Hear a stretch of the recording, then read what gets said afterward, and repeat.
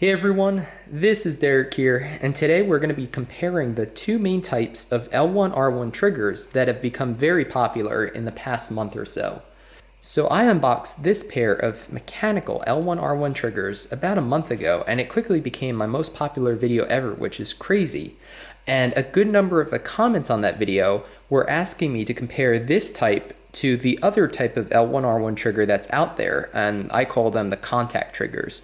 So what we'll do today is we'll talk a little bit about how each type of trigger works, and then I'll give you some conclusions based on my gameplay of actually testing both of these with two different devices on PUBG Mobile, an Android Galaxy S9 Plus from Samsung and an Apple iPhone X.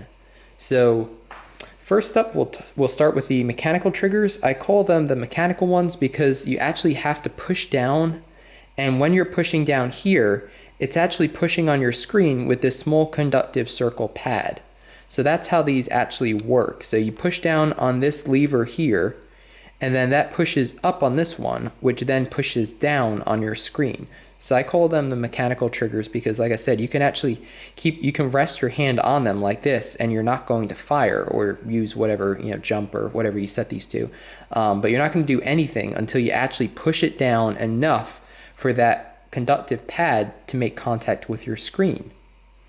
So those are the mechanical triggers. Both of these work the same way, attaching to your phone, by the way. They just slide over your phone like that, and then there's a clip here, a plastic clip, that when you rotate this like this, and it's the same for these, it basically pushes, it stretches this piece of plastic and it pushes against your screen or against the back of your phone in order to tighten it. So that's how those work.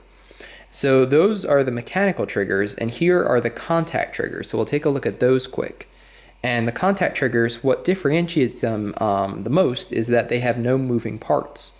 So these triggers rely on actually taking advantage of how a capacitive touchscreen works. And there's a grid on the screen, and basically any conductive material transfers a very small amount of like a static charge almost. And what this does is this is a conductive pad, so it's like a pad of probably like a steel or something like that, and it's connected via a copper strip up here over to this copper pad on the top. So the theory behind how this one works is that you actually tap on your screen, or you tap on the corner of the trigger, and when you do this, it's the same electrically as actually tapping here on the screen. So that's how the, and like I said, like the other ones, these have a small support structure here that tensions them against the glass of your phone by pushing against the back of your phone when you rotate this. And all phones are pretty much the same thickness these days, so they tend to be pretty universal and fitting. So as far as durability goes, these ones of course have no moving parts, so no moving parts to fail. However, I found that in practice, these mechanical triggers are much better.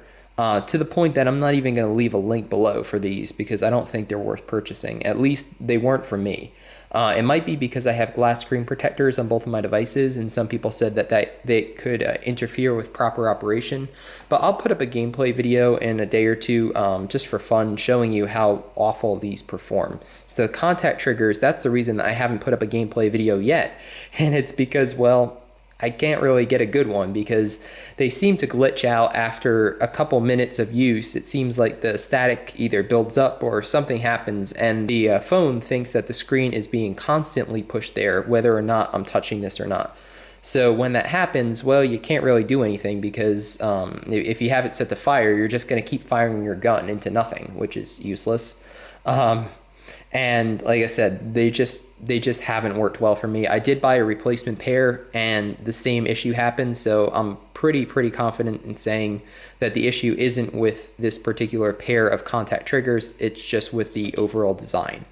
So like I said, I've tried a number of things too. I've tried, sanding down the surface in case it wasn't conducting well. I checked to make sure there's continuity between here and the conductive pad. And like I said before, what seems to happen is my phone just thinks that it's continually being pushed, and that's not good for anything. So Another thing that I don't like about these ones that I think these are a huge improvement on is how they actually attach to the phone. So like I said, the mechanism is very similar, and I actually like that this is a thicker mechanism than this. However, you can see here this small plastic support piece that actually pushes against the screen. Here it's plastic, which makes it slippery, which means on a phone that has both a glass front and glass back, like the iPhone X or the Galaxy S9 Plus, these slide around. They do not anchor very well, and that's also not good when you're trying to play the game and they're moving around on you. These ones, on the other hand, have this rubber in them. I was going to say, I don't know how well you'll see that on camera, but there's a rubber strip here, and that works wonders in actually pushing up against the glass and providing a lot more friction in order to prevent these from moving, to the point where these very rarely will move, even in an intense fight, while these will slide, across the screen bezel, basically just not hardly doing anything. So that's pretty much it. I mean, like I said, I wanted to compare these two types of L1R1 triggers, and for me at least, there's a clear winner in these mechanical ones. Now the mechanical ones, they do get dirty over time, and I'll make a video in the coming days or coming week or so showing you how to properly maintain and clean these things, because sure, they're not that expensive, but they're expensive enough that, if you're buying them to play a game, if we can fix them or we can maintain them and make them work even better, that's a good thing, So I'll make a video showing how to properly clean and lubricate them, so that, because I know a number of you have left comments saying that after X number of games, they don't work as well anymore and they start to stick. They're a little slower to release after you let go of the little lever here. So if that's the case with your pair, don't worry, a video is coming showing you how to potentially fix that. So yeah, for me, clear winner, the mechanical L1R1 triggers. These, I mean, it could just be my devices. If you have a better experience with one of these, definitely leave it below, as well as what device you're using. It's like I said, I'm using an Apple device and a Samsung device, both pretty recent devices, and I experienced the same issue with both of them, in that after a couple minutes, only 2 or 3 minutes really, you run into a problem where the screen thinks it's being continuously pushed even though you're not touching this conductive strip on it. So yeah, hopefully this short video helped you out. If it did, definitely give it a like so the channel continues to grow. It's awesome to see new people coming in here. And feel free to subscribe if you haven't already for tons more PUBG mobile content. I'll be covering accessories, gameplay, updates, and a whole lot more, so definitely stay tuned for that. My name's Derek G, and I hope to see you on the battlefield soon.